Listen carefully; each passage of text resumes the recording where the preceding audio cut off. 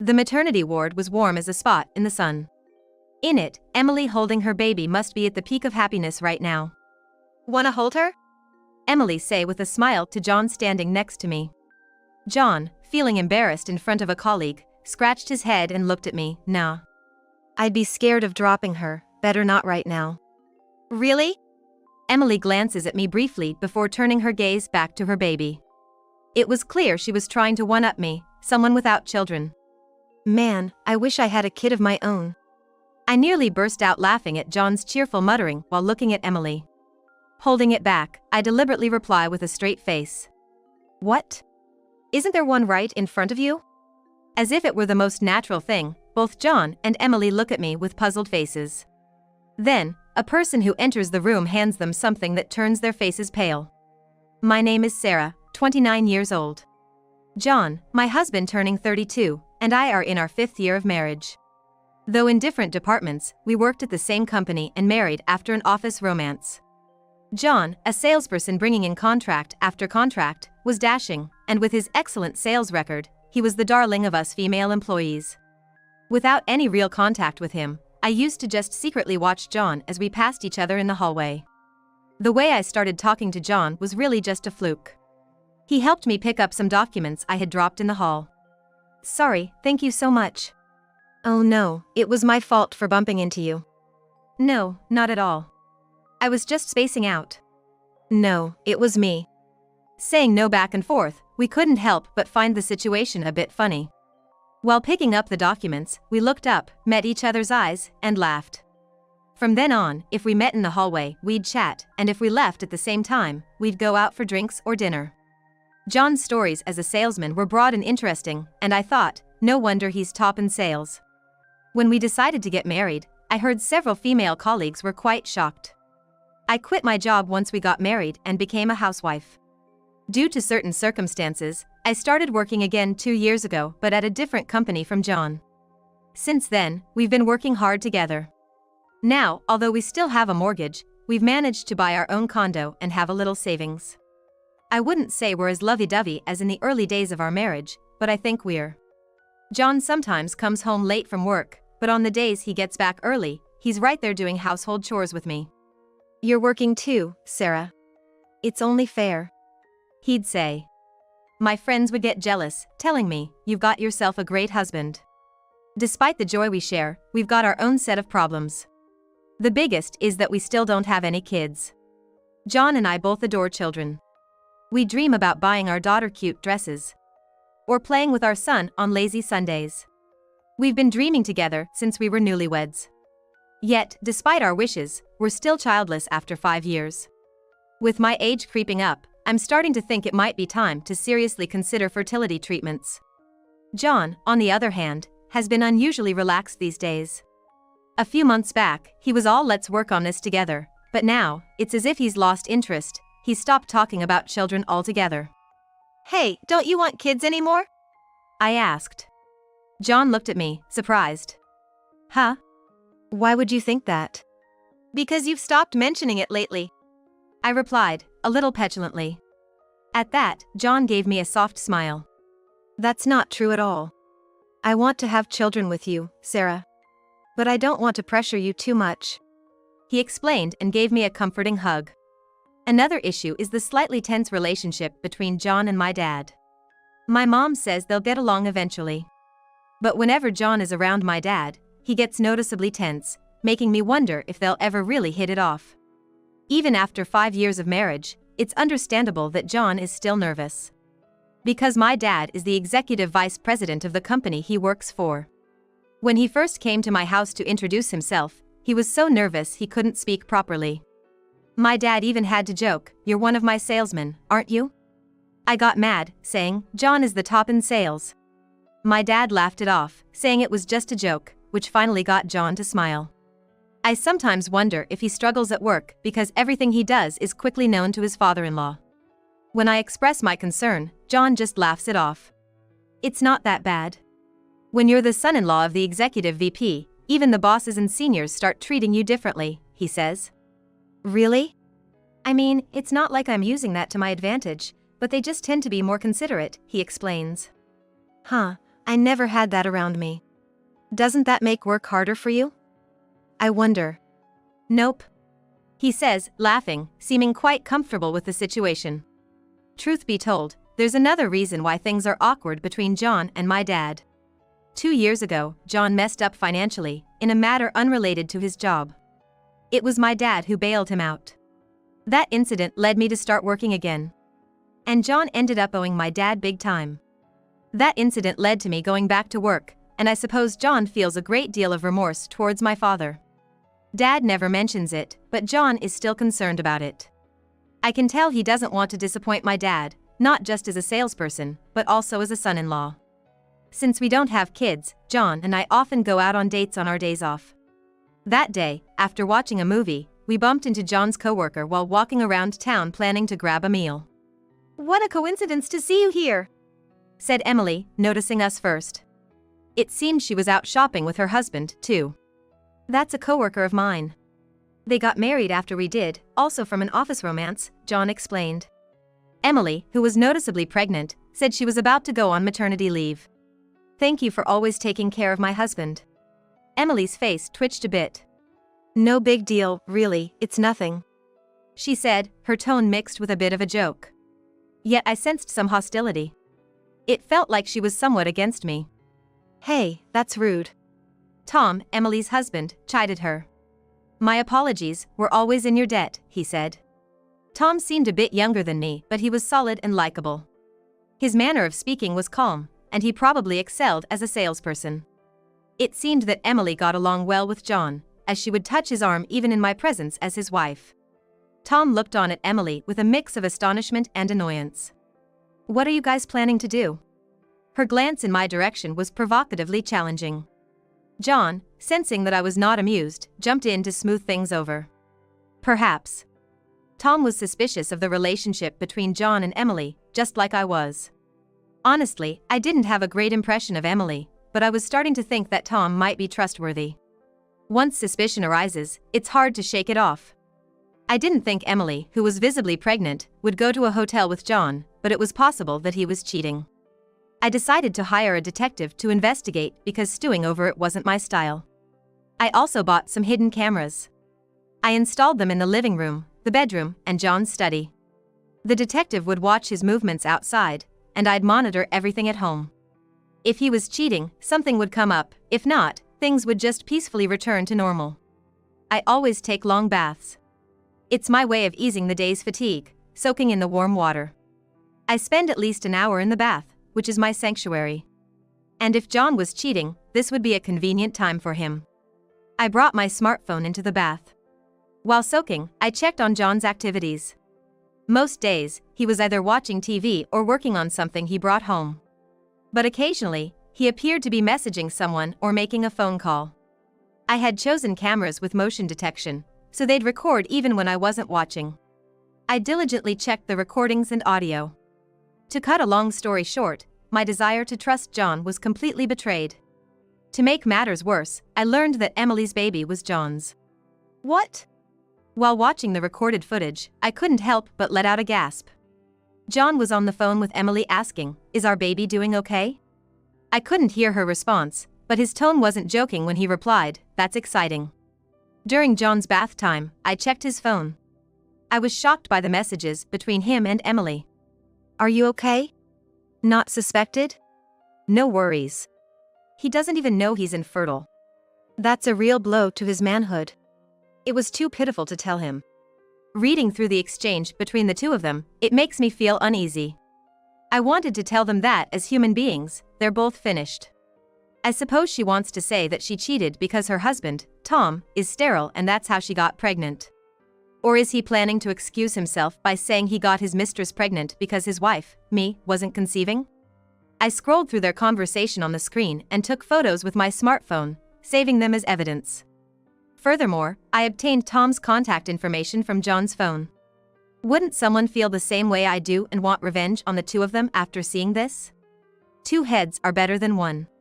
It's always good to have company when dragging them through the mud. I made sure to gather enough evidence before contacting Tom. Just in case he wouldn't believe his wife, Emily, was cheating. And just in case Tom sided with Emily and got in my way, I arranged to meet Tom at the cafe without letting Emily or John know. To avoid alerting him, I phoned ahead and let him know that Emily and John were having an affair. Perhaps he had already suspected it because he didn't seem overly surprised or distressed when he showed up at the cafe. When I thanked him for coming, he just shook his head and said, "No, I was actually thinking it might be a good time to talk to you, Sarah, about something." I asked about what, but Tom wanted to hear my story first. He said that talking about it would be betraying John, and he needed a good reason to do that. I showed Tom the evidence collected by the detective and the evidence I had gathered myself. When he saw the images discussing sterility, Tom's face contorted. "Emily seems quite sure about it here. Do you have any idea about this?" "Yes. We've been married for 3 years, and about a year after we got married, we both went for a test." Tom and his wife had been very keen on having children right from the start of their marriage. So he thought it odd that they hadn't had any luck after a year. "After we both went for testing. I haven't actually seen the test results myself. Emily just told me everything was fine with her." Listening to him, I wondered why. Knowing that Tom couldn't have children, Emily didn't divorce him. "Oh, that's because Emily is in debt," he said. Apparently, Emily, with her strong desire to show off, had immediately purchased brand name bags and clothes to look good. Her salary wasn't enough, and she had been borrowing money to make expensive purchases. Tom mentioned that they were now repaying the debt together, on the condition that Emily wouldn't make any more extravagant purchases. Recalling how Emily had acted the last time I saw her, I could see how her need to show off fit the picture. She must have been unable to stand that John was paying more attention to me than to her, and perhaps she wanted to make Tom jealous as well. "Debt, huh? John is a perfect match for her then." I blurted out, and Tom gave me a puzzled look. As thanks for his openness, I decided to tell him about something John did 2 years ago. "Huh, that's quite interesting," Tom said with a smirk, surely thinking the same as me. "I'm thinking of getting a divorce," I said. "Yes, so am I." "It's easier to discuss this knowing you're considering it too," Tom replied. Then he shared something he had been keeping to himself. "Did you start talking to John because you bumped into him?" he asked. I nodded. "Yes, I dropped my documents and John helped me pick them up." "That was no accident," he cut in. "What?" "He did it on purpose to create an opportunity." According to Tom, John had noticed my glances at him for some time. He was sure that given a chance, he could become close to me. As my cheeks turned red realizing I had been so obvious, Tom continued. "If it had been purely out of interest in you, Sarah, it would have been fine. But that wasn't the case." "Different how?" "Yes. Because you're the executive's daughter." John seemed pretty proud when he told Tom that he had gotten close to the executive director's daughter. And by that, he meant me. He seemed to think marrying me would be an easy ticket to climbing the corporate ladder. It all makes sense now. That's why he was way too conscious of my father and got so nervous when he came to greet us. He started telling people he didn't like at work that he could just mention it to my father-in-law, the executive director, he bragged. I hadn't known since I'd left the company. John said people were just being considerate on their own, but that's not it. He married me to use me, to leverage my father's position like a threat. In spite of that, he becomes such a nervous wreck in front of my dad, I can't help but think he's a sorry excuse for a man. I told Tom. "Could you get tested again?" "I'll get tested too." John and Emily. I had no intention of forgiving either of them. John had been anxious and restless for days before we went to celebrate the birth. "What should we buy for the celebration?" "It's a boy," he'd say, delighted, picking out gifts. The maternity ward was a warm, sunny space. When we arrived, both Emily and Tom welcomed us. When John handed over the clothes he'd chosen, Emily was thrilled, and Tom stepped out to get us drinks. Emily, holding the baby under John's watchful eye, must have been on top of the world. "Wanna hold him?" John asked me with a smile, standing next to me. With my colleagues around, John scratched his head and shyly said, "Nah," looking at me. Noticing my cool gaze, he quickly tried to regain his composure. "I'd be scared to drop him, I'll pass for now." "Really?" Emily glanced at me and then chuckled, turning her attention back to the baby. It was clear she was trying to one-up me, childless as I am. I'd love to have a kid of my own, John said cheerfully, looking at Emily. I almost burst out laughing at that and had to force myself to keep a straight face. Isn't there one right in front of you? I said it as if it was the most natural thing, and both John and Emily looked at me with puzzled faces. What are you talking about? John started to say when the door to the ward swung open abruptly. Tom came in with a couple of bottles of water, saying, "Sorry for the wait," and handed us the bottles, giving Emily a folded piece of paper last. Emily took the paper from him and unfolded it. What? Emily exclaimed in shock as she unfolded the paper to reveal it was a divorce notice. What? Is this some kind of joke? She panicked. John also looked startled as he peered at the document in her hand. Come on, Tom, quit the bad jokes at a time like this. It's in poor taste. It's no joke, Tom said flatly. Emily's face went pale with confusion, while John reached out to grab Tom. That's when I stepped in front of John and presented my own divorce papers. Mine were already unfolded, clearly visible. Huh? John froze for a second, then slowly turned his gaze to me. Just so you know, I'm not joking either, I said. I walked over to Emily's bed, said, "Excuse me," and started laying out photos on the bed. They showed John visiting Emily's house often during her maternity leave. What business did you have at my house when my husband was away? I asked. John, as a salesperson, had been using his position to visit Emily when Tom was out for work. Oh, I'm sorry. Did I cause a misunderstanding? I was just in the neighborhood and thought I'd check in. You know, Emily and I started at the company together, and I figured she'd be anxious about her first baby. Yeah. John was just being considerate. How rude of you to suspect something else. Emily defended. Their panic was almost laughable. As if they could talk their way out of this situation, it was even more ridiculous. Oh? So you were worried and in touch at night too? Was that concern for Emily? Or for the child in her belly, perhaps your own? John looked angry as I said this. Cut it out already. Emily is my coworker, and this is her first child, so of course, she's going to be anxious and worried. Yeah. Just because you can't have kids, doesn't give you the right to pick on me. You're just jealous of me, aren't you? I couldn't help but snort through my nose at Emily's words. Emily's face turned red with anger, and she gritted her teeth and glared at me. Don't take this woman seriously, Tom. This child is genuinely yours, Emily said, trying to cover up. Then Tom let out a mocking laugh. At the same time, I showed Emily the screen of my smartphone.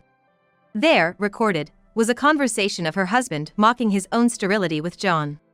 Next, I played a video where he asked, "Is our child doing well?" See, there's the date and time.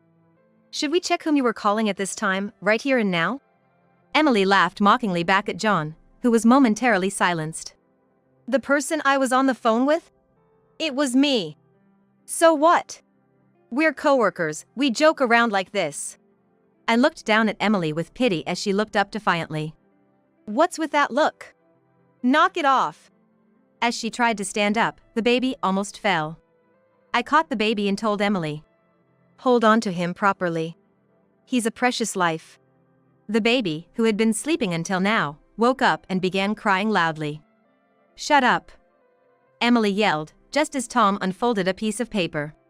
I can't have kids, Emily. You know that better than anyone. Emily looked up at Tom, who spoke quietly, and froze. Contrary to his calm manner of speaking, his sharp eyes harbored anger as they looked down on Emily. Let's get a divorce, we both said to our partners. John, still trying to fix things, said to me. This happened because you can't have kids, Sarah. There must be something wrong with you, just like Tom. It's not me. It's you, Sarah. Can you not speak to me so arrogantly when we're about to get a divorce? I wouldn't abandon you, even so. That's why. I threw the test results in John's face. Who do you think you're talking to in such a condescending tone? Did you think if it was my fault, you'd be forgiven? The test results paper momentarily stuck to John's face before falling. He exclaimed, Huh? Too bad, there was nothing wrong with me. It turns out there's nothing wrong with you either, maybe it was just a matter of timing. Once again, I slowly spelled it out for him, divorce. You do understand what divorcing me entails, right? John's face turned pale instantly. "I'm so sorry. I'll never cheat again. Please forgive me." "Huh?" Emily's astonished voice came out as John begged. Tom and I exchanged a glance and laughed. John's mistake from 2 years ago.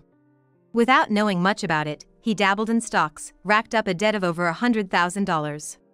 My father covered for him, and I started working to help pay it off. My father said, "You can use the money for yourselves," and that's how I was able to buy the apartment. But that was just because he was my father-in-law. $100,000 covered by him. Of course, I made John sign a promissory note. From now on, in addition to paying alimony to me and Tom, he'd be facing relentless collection from my father. With Emily's debt as well, they were bound for a rough life, it was clear as day. "Well, good luck. You'll be working together from now on. We'll handle this through our lawyers," I said, leaving John crying on the floor as Tom and I left the hospital room. My father, more furious than I, hired a lawyer he knew to squeeze every penny out of John. Even using John's share of our shared assets, it wouldn't be nearly enough. John, once remarried to Emily but ignorant of each other's debts, was scolded by Emily's parents upon learning the situation and divorced again soon after. Emily's parents had temporarily covered her debts, and she returned to her parents' home, but they were still obliged to pay alimony to me and Tom. Subjected to daily blame from her parents, Emily was living a restricted life. Despite that, the baby, their grandchild, is adored by Emily's parents, living a life without want, it seems. I too was worried about the innocent babe, so that's a relief. John, of course, couldn't stay on at the company and had to resign. But he's got to pay off debts, alimony, and child support, and now it looks like he's living in a cheap apartment, working from dawn till dusk. As for me, I've rented an apartment and started living solo. I've become good drinking buddies with Tom, and we meet up to go drinking on the weekends. He's not as talkative as John, but I quite like the calm moments that flow by with him.